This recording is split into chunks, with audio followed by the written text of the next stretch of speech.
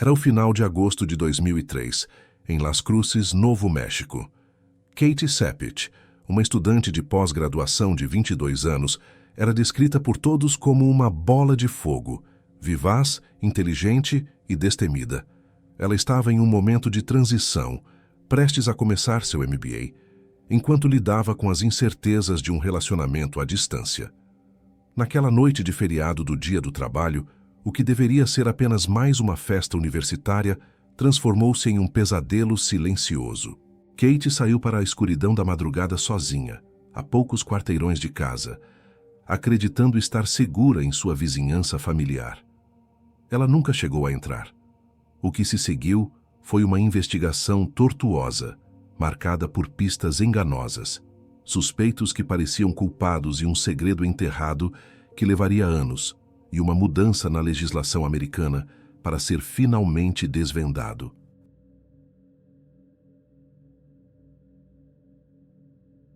A manhã de 31 de agosto de 2003, um domingo ensolarado em Las Cruces, Novo México, começou de maneira perturbadora para dois caçadores que exploravam uma área remota a leste da cidade.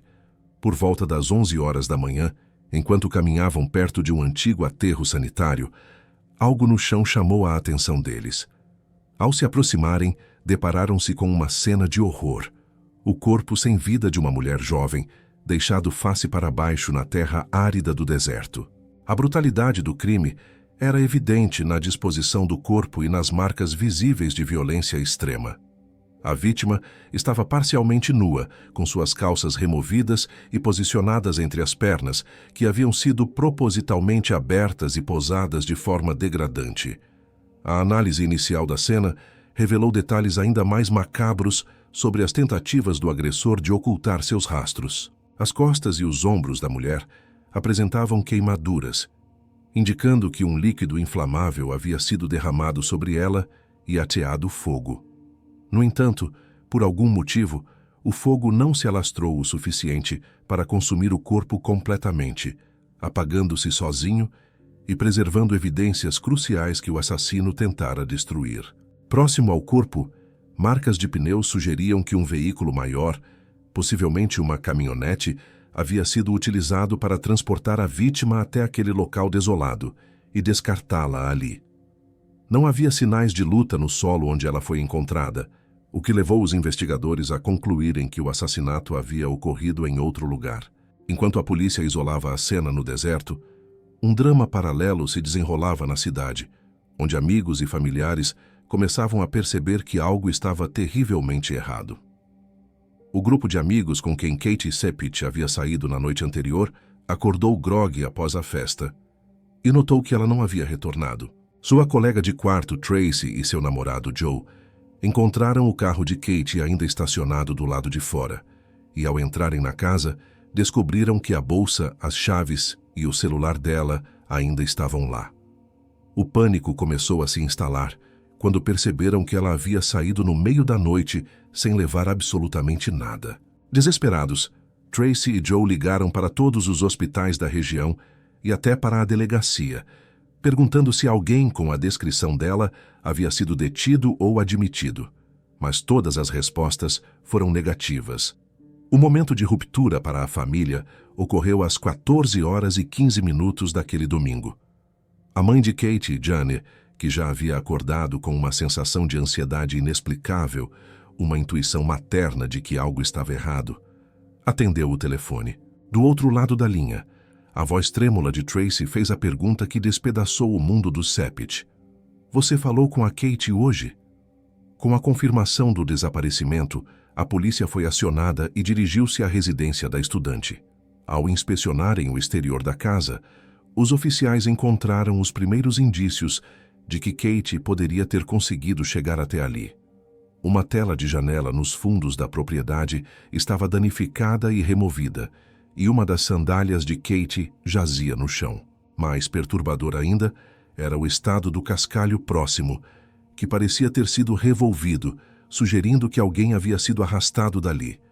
A confirmação da identidade do corpo encontrado no aterro recaiu sobre Dave, o pai de Katie, em uma tarefa que nenhum pai deveria ter que realizar: Ao ver o rosto de sua filha, ele descreveu uma dor tão intensa que sentiu como se não conseguisse respirar novamente. A autópsia subsequente confirmou a violência dos momentos finais de Katie. Ela havia sido estuprada e estrangulada manualmente. No entanto, o exame também revelou que Katie lutou ferozmente por sua vida até o fim.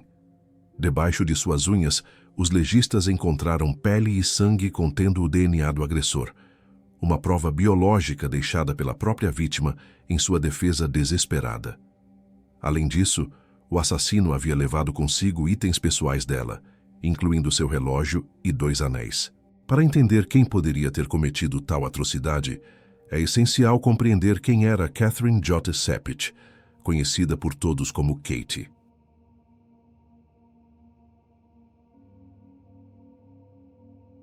Aos 22 anos, ela era uma jovem cheia de vida, descrita por sua família como uma bola de fogo desde o dia em que nasceu. Natural de Carlsbad, Novo México, ela era a mais velha de 3 irmãos e exercia um papel de liderança natural, sendo ferozmente protetora, especialmente com seu irmão mais novo, AJ. Graduada em administração pela Universidade Estadual do Novo México, ela estava prestes a iniciar seu mestrado para obter um MBA.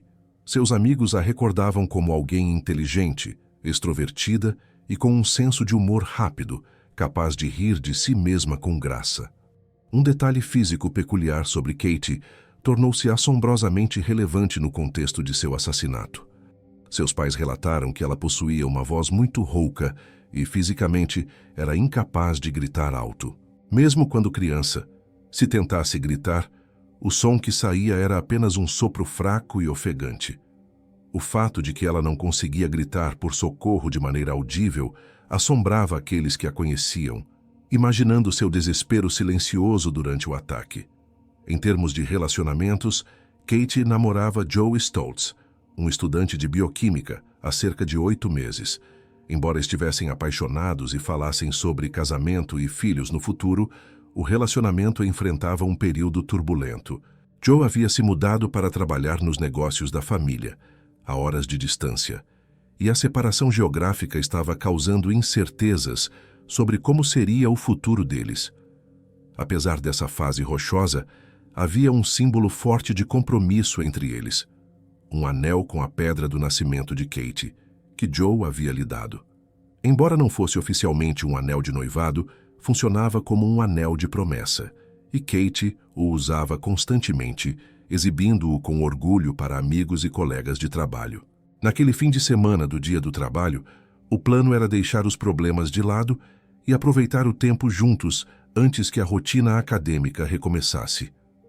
A noite, que terminaria em tragédia, começou com celebração e normalidade. Era sábado, 30 de agosto, e Katie havia trabalhado em seu turno como garçonete antes de se encontrar com Joe e outros amigos. O grupo iniciou a noite visitando bares locais, onde câmeras de segurança capturaram imagens de Katie e Joe de mãos dadas, aparentando estar felizes e em sintonia. Conforme os bares começaram a fechar, eles se dirigiram a uma festa em uma casa particular, que contava com a presença de 30 a 40 pessoas, onde a diversão continuou madrugada adentro com bebida e dança. No entanto, a atmosfera festiva mudou drasticamente nas primeiras horas da manhã. Testemunhas relataram que, na festa, ocorreu uma briga pública e embriagada entre o casal. O motivo do conflito foi uma traição explícita. Katie flagrou Joe beijando outra mulher. Furiosa e magoada com a atitude do namorado, Katie tomou uma decisão impulsiva. Por volta das 3 horas da manhã, ela saiu da casa sozinha, deixando para trás sua bolsa, suas chaves e seu celular, caminhando para a escuridão da noite sem levar nada consigo. Sua casa ficava a apenas alguns quarteirões de distância do local da festa, e ela partiu a pé. Joe, percebendo a saída da namorada, entrou no carro de Katie com um amigo para procurá-la. Eles dirigiram pelo trajeto até a casa dela e observaram que as luzes do quarto estavam apagadas. Bêbado e frustrado, Joe assumiu que ela já havia entrado e estava dormindo, decidindo não parar para verificar. Em vez de insistir ou garantir que ela estava bem, ele dirigiu de volta para a festa. Lá, Em um ato que mais tarde levantaria suspeitas profundas sobre seu caráter, Joe adormeceu em uma cadeira ao lado da mesma mulher com quem havia sido visto, enquanto Kate, sozinha e vulnerável, nunca chegou a entrar na segurança de seu lar. A investigação na residência de Kate revelou um cenário desolador que ajudou a polícia a reconstruir os últimos passos da vítima.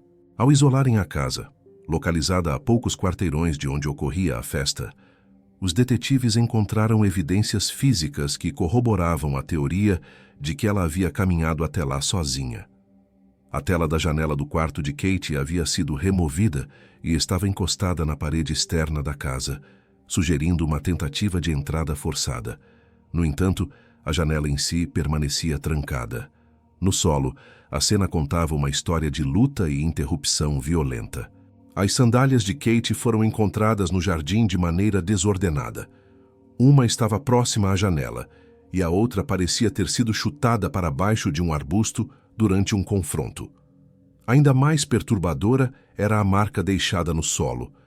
Havia uma depressão visível no cascalho ao lado da casa, que os investigadores descreveram como o contorno de um corpo, indicando o local exato onde ela foi dominada e arrastada. A teoria consolidada foi a de que Kate, percebendo que estava sem suas chaves, que haviam ficado na festa junto com sua bolsa, tentou entrar em sua própria casa pela janela do quarto, momento em que foi surpreendida pelo agressor. Com a dinâmica do ataque estabelecida, o foco da investigação recaiu quase imediatamente sobre Joe Stoltz, o namorado. O comportamento dele nas horas e dias seguintes ao crime apresentava uma série de contradições e atitudes suspeitas que o tornaram o alvo principal da polícia. Além de ter omitido inicialmente a briga que tiveram e o fato de ter beijado outra mulher, Joe tentou fabricar um álibi de maneira desajeitada. Testemunhas relataram que na manhã seguinte ao desaparecimento, ele fez diversas ligações para o celular de Kate, fingindo preocupação, mesmo estando fisicamente em posse da bolsa e do telefone dela naquele exato momento. A suspeita intensificou-se quando Joe se tornou a única pessoa, entre as quase 40 presentes na festa, a recusar o fornecimento de uma amostra de DNA para comparação. Poucos dias após o assassinato, ele deixou Las Cruces e mudou-se para a casa de seus pais, a 300 milhas de distância, cortando completamente o contato com a família de Kate e recusando-se a cooperar com os detetives sob orientação de um advogado. Sua ausência no funeral de Kate, que reuniu mais de 1000 pessoas, foi vista como um sinal de frieza e culpa, tanto pela polícia quanto pelos pais da vítima, que não conseguiam entender como alguém que dizia amá-la poderia agir daquela forma. Diante do impasse legal e da recusa de Joe em cooperar, o Capitão Jones e sua equipe precisaram pensar fora da caixa para avançar. Eles sabiam, pelo depoimento inicial de Joe, que o casal havia mantido relações íntimas na tarde anterior à festa. Com base nisso, a polícia recolheu a roupa de cama do quarto de Kate e a enviou para análise forense, na esperança de isolar o perfil genético de Joe a partir dali. O plano funcionou, e o laboratório conseguiu extrair o DNA masculino dos lençóis, mas o resultado foi surpreendente. Aquele DNA não correspondia ao material genético de pele encontrado sob as unhas de Kate, que pertencia ao assassino. Os investigadores comunicaram essa descoberta ao advogado de Joe, informando que o DNA encontrado na cama não batia com o da cena do crime. Diante dessa nova informação, Joe concordou finalmente em fornecer uma amostra oficial para encerrar as suspeitas. Ele explicou que sua recusa anterior devia-se ao medo de ser incriminado injustamente, pois sabia que seu DNA estaria presente no corpo ou nas roupas de Kate, devido à intimidade recente do casal. Com a confirmação oficial da incompatibilidade, Joe foi formalmente exonerado e descartado como suspeito. Embora seu comportamento tivesse atrasado a investigação em vários meses preciosos, ele era inocente do assassinato. A polícia se viu forçada a voltar à estaca zero, ou como disseram os detetives, a estaca zero absoluta, sem nenhum suspeito e com o verdadeiro assassino ainda à solta. Com Joe Stoltz oficialmente fora da lista de suspeitos, Os investigadores voltaram sua atenção para as evidências físicas remanescentes, na esperança de criar um perfil do verdadeiro assassino. No aterro sanitário onde o corpo foi encontrado, a análise minuciosa do terreno revelou marcas de pneus bastante nítidas. Os rastros indicavam que o veículo utilizado para transportar o corpo havia passado por cima de um arbusto, e as impressões deixadas na terra correspondiam às de uma caminhonete de pequeno porte. Essa pista ofereceu uma direção, mas, considerando a imensa quantidade de veículos desse tipo na região, era como procurar uma agulha em um palheiro. Além disso, um detalhe perturbador foi notado durante o inventário dos pertences da vítima. Itens pessoais que ela usava na noite do crime haviam desaparecido. O relógio de Kate e 2 anéis não estavam em seu corpo. O desaparecimento mais significativo era o do anel com sua pedra de nascimento, aquele que Joe lhe dera e que funcionava como um símbolo do futuro que planejavam juntos. A polícia verificou todas as casas de penhores da área, mas as joias nunca foram negociadas, levantando a hipótese de que o assassino as guardou como troféus macabros. Sem suspeitos à vista e com as pistas esfriando, as autoridades recorreram a uma tecnologia de ponta para a época, testes biogeográficos de DNA. O objetivo era utilizar o material genético deixado pelo assassino para determinar suas características físicas e ancestrais. Os resultados indicaram que o suspeito era um homem hispânico. No entanto, dada a localização de Las Cruces, a apenas 30 milhas da fronteira com o México, esse perfil se encaixava na vasta maioria da população local, o que pouco ajudou a estreitar a busca. Determinados a não deixar pedra sobre pedra, os detetives rastrearam e entrevistaram praticamente todos os homens que estiveram na festa naquela noite. Amostras de DNA foram coletadas voluntariamente de dezenas de convidados, mas um a um, todos foram descartados. Nenhuma amostra correspondia ao perfil genético encontrado sob as unhas de Kate. O caso parecia estagnado, até que cerca de um ano após o assassinato, uma nova esperança surgiu vinda de Green Bay, Wisconsin, a 1.700 milhas de distância. Detetives daquela cidade entraram em contato com a polícia de Las Cruces devido a semelhanças assustadoras com um crime ocorrido lá. Uma mulher havia sido sequestrada, estuprada, estrangulada, e teve um líquido inflamável derramado sobre seu corpo antes de ser incendiada. A grande diferença, neste caso, foi que a vítima sobreviveu. Ela conseguiu fingir-se de morta, apagar as chamas e rastejar em busca de ajuda, fornecendo posteriormente descrições detalhadas de seus agressores. A coincidência no modus operandi era alarmante demais para ser ignorada, sugerindo a possibilidade de um assassino em série agindo em diferentes estados. A investigação em Wisconsin identificou 2 suspeitos hispânicos, Gregório Morales e um homem identificado como Juanito. A conexão com o caso de Kate tornou-se ainda mais plausível quando se descobriu que um deles tinha parentes vivendo em Las Cruces e já havia visitado a cidade. Uma caçada humana foi iniciada, resultando na prisão dos fugitivos em locais distintos. A expectativa era alta de que finalmente o assassino de Kate tivesse sido encontrado. No entanto, quando os resultados dos testes de DNA chegaram, a frustração foi devastadora. Nem o DNA de Gregório nem o de Juanito correspondiam ao material genético encontrado em Kate. A pista promissora revelou-se um beco sem saída, e os detetives sentiram que haviam voltado não à estaca 1, mas à estaca 0. Enquanto a investigação principal patinava, uma peça fundamental do quebra-cabeça já havia se movido meses antes, embora ninguém soubesse na época. A narrativa precisa recuar para novembro de 2003, apenas 9 semanas após a morte de Kate. 2 estudantes da Universidade Estadual do Novo México, Anela e Leslie, viveram momentos de terror quando um homem armado com uma faca invadiu o apartamento delas. As jovens conseguiram se trancar no banheiro e ligar para o serviço de emergência, sussurrando desesperadamente por socorro enquanto o invasor estava dentro da residência. A polícia chegou a tempo de prender o homem em flagrante enquanto ele tentava fugir. O invasor era Gabriel Ávila, de 23 anos, e, apesar da gravidade do crime, e do perigo evidente que ele representava, o sistema judicial permitiu que Ávila respondesse em liberdade após o pagamento de fiança, uma decisão que ainda confunde os investigadores. Aproveitando-se dessa oportunidade, Gabriel Ávila fugiu imediatamente para o México, desaparecendo do radar das autoridades americanas. Ele permaneceu foragido por mais de um ano, vivendo nas sombras, até que foi capturado ao tentar reentrar nos Estados Unidos em 2005. No ano seguinte, em 2006, ele foi finalmente julgado e condenado a 9 anos de prisão pelo ataque ao apartamento das estudantes. Foi apenas nesse momento, já encarcerado cumprindo pena por este crime secundário, que a lei exigiu que ele fornecesse uma amostra de seu DNA para o banco de dados do sistema prisional, sem que ele ou a polícia imaginassem o segredo que aquela amostra revelaria. Em 18 de dezembro de 2006, 3 anos e meio após o assassinato, a perseverança dos investigadores foi recompensada com uma notificação do sistema CODIS.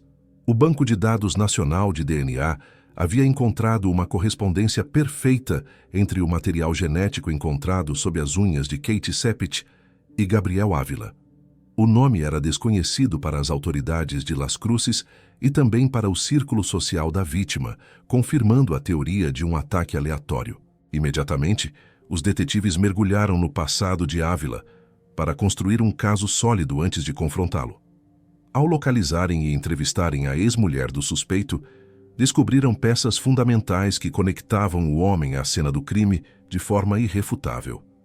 Ela informou que na época do assassinato, Gabriel possuía uma caminhonete pequena, cujos pneus originais, embora já trocados, foram rastreados e correspondiam exatamente às marcas deixadas no aterro sanitário. A evidência mais devastadora, no entanto, estava guardada com a ex-esposa esse tempo todo.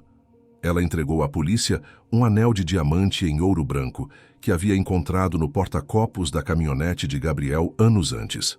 Na ocasião, ela acreditou que o anel fosse um presente para uma amante e o guardou como prova de uma suposta infidelidade conjugal, sem imaginar a origem macabra do objeto. A joia foi identificada como sendo o anel de pedra de nascimento que Joe havia dado a Katie, o mesmo que havia desaparecido de seu corpo na noite do crime. Essa descoberta foi considerada a arma fumegante que a promotoria precisava, ligando fisicamente o suspeito à vítima e aos pertences roubados. Armados com provas científicas e físicas, os detetives Mark Myers e sua equipe dirigiram-se à prisão, onde Ávila cumpria pena para realizar o interrogatório decisivo. A abordagem inicial foi calculada. Eles leram seus direitos e mantiveram a conversa vaga para deixá-lo confortável. O comportamento de Ávila mudou drasticamente quando os investigadores colocaram sobre a mesa a foto do anel recuperado e revelaram a compatibilidade de DNA. Percebendo que não havia saída, ele encolheu os ombros e perguntou onde haviam conseguido aquilo, antes de decidir confessar. Ávila relatou que, na madrugada do crime, estava no bairro de Katy para comprar cocaína. Ao sair, viu a jovem caminhando sozinha e ofereceu uma carona que ela recusou. Ele continuou dirigindo, mas a observou à distância. Quando viu Katy tentando entrar pela janela de sua própria casa, ele decidiu atacar. Segundo suas palavras, ele simplesmente perdeu o controle. Ávila descreveu como a surpreendeu.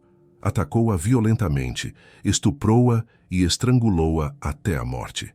Em seguida, colocou o corpo em sua caminhonete e dirigiu até o aterro sanitário, onde tentou incendiar os restos mortais para destruir as evidências, sem sucesso. O detetive Myers notou que, ironicamente, foi a luta desesperada de Katy que garantiu a captura de seu assassino, pois ao arranhar seu agressor, ela preservou a pele e o sangue dele sob suas unhas, solucionando seu próprio caso.